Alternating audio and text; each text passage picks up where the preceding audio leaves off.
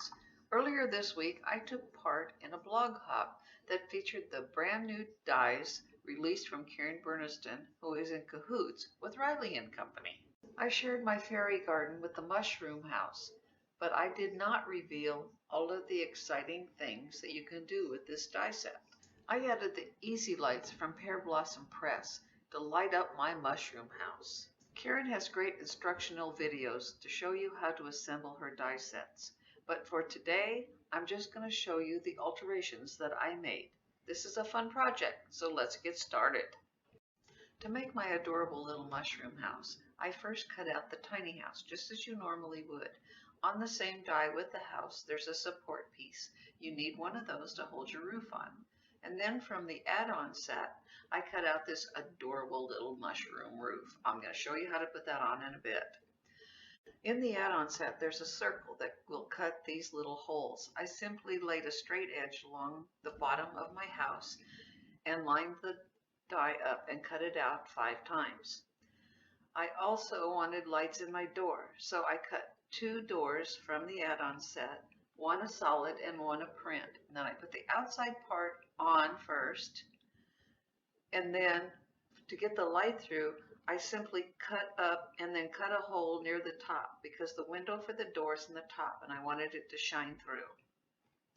Next, I cut out all my little windowsills, and then from the tiny house set, I cut out 5 little planter boxes to go under my windows. I'm going to glue all of these on now and speed up the film so I don't bore you silly watching me glue things together.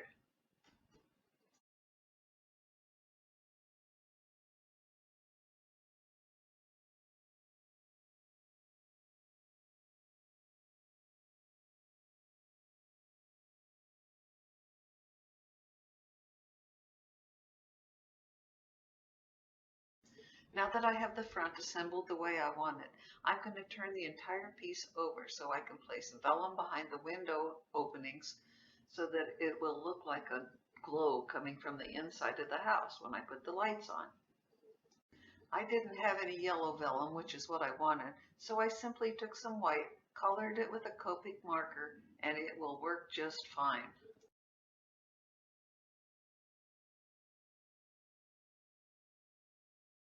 Now that I have that done, I want to close my house up, and I'm going to do that by putting glue on the little tab, and then I'm going to put it together.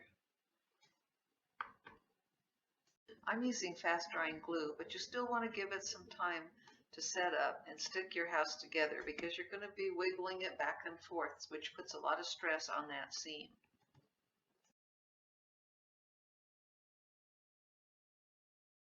Next, I want to add the support piece for the roof, and that's going to go right on the house.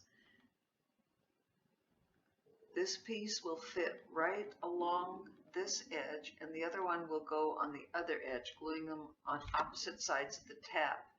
It's easy to fit them in because the angles match up very nicely.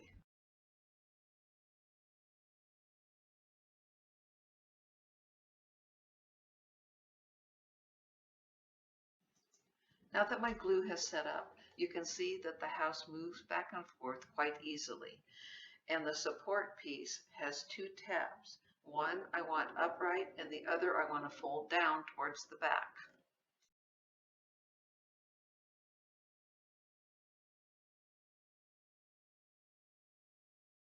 Now I'm going to add glue to the back side of the upright tab. And then I want to line it up with the inside of my roof, lining the creases up so that the one tab is above the crease line and the other will be below the crease line. Once that is set up a little bit, we're going to turn it over to the other side, put some glue on the other tab, and then we're going to fold the roof over, but you want to make sure you have your creases in line. Now we're going to add glue to the other tab, and we're simply going to fold the roof over it and hold it down until the glue sets. Now you can see my house is working very nicely, and it'll work great when I put it inside the cart. So this little mushroom roof has 2 little extra tabs on it, one on each end. I'm going to put a little glue here, going to glue this down, Then I'm going to turn it around and do it exactly the same on the other end.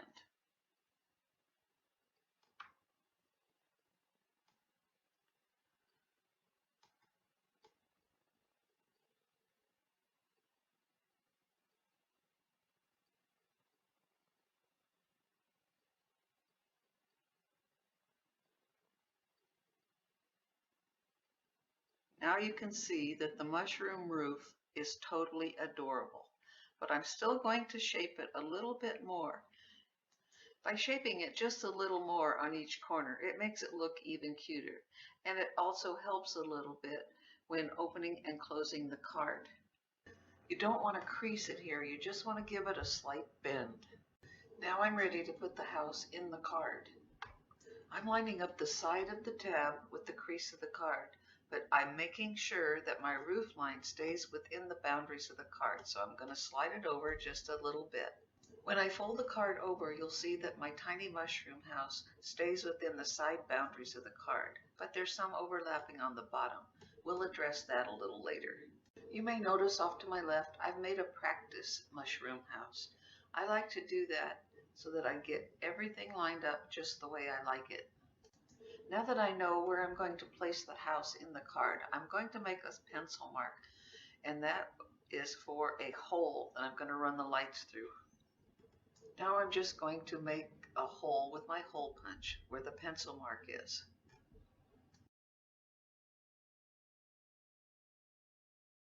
I'm using the Easy Lights from Pearblossom Press. It has 3 strands with a light at the end of each one that lights up when you press the button. I'm going to place all 3 strands through the hole from the back of the card. I'm sorry I got a little off camera here, but simply bring the lights through the back onto the front of the card. Now I'm going to turn the card over and temporarily attach the lights to the back of the card so they don't get in the way while I'm putting my little mushroom house in the card. After I positioned my tiny mushroom house in my card, I put glue on the first tab and then closed the flap over it. Now I'm going to put some glue on the other tab. I'm not going to go into great detail on this because Karen has an excellent assembly video. Be sure to watch that before you put your house together. Now I'm going to add glue to my other tab and close the card on it, but make sure that you keep your light strand sticking out. I'll show you how to adjust that in just a minute. I've closed my card over the glue, and through the magic of video, I've waited for glue to dry, and here is my little mushroom house. How stinking cute is this? If it's necessary to adjust the lights, open the card slightly so you can see under the house. Place the lights by pulling them through the back of the card. I pulled mine through where I wanted them and simply secured them with a piece of tape. I'm not worried right now about how messy the back of the card looks because I'm going to place a whole panel on the back when I'm finished. I went ahead and added my slim flaps, and now I'm going to show you how I extended the top flap so that it covers the top of the house. I made an extra long panel that is 4 inches wide, the same as the card, and then I trimmed it at the bottom using one of the border blends. You can see here that I've marked on my die so that I can center it. Don't be afraid to mark on your dies with a Sharpie. It rubs right off with a little bit of alcohol. Now I want to add my panel to the top flap, and the way I did that was to line the bottom of the panel up with the bottom of the first horizontal flap. I'm sorry I got a little off screen here, but I'll put a still picture at the end of the video so you can see how I aligned it. Next, I turned the entire card over, marked where the excess is at the top, made a mark, took it to my trimmer, and cut it off so that it was exactly the right size. Now that I have everything the size I wanted, I'm simply going to adhere it to the flap on the top.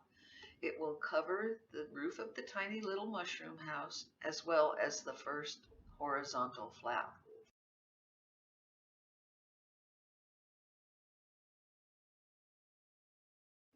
I finished all my other decorations on this card and then moved the light switch on the back of the card so that it was placed directly under the mushroom, so that when you press the mushroom, the little mushroom house lights up. Here's the photo that shows the alignment for the top flap.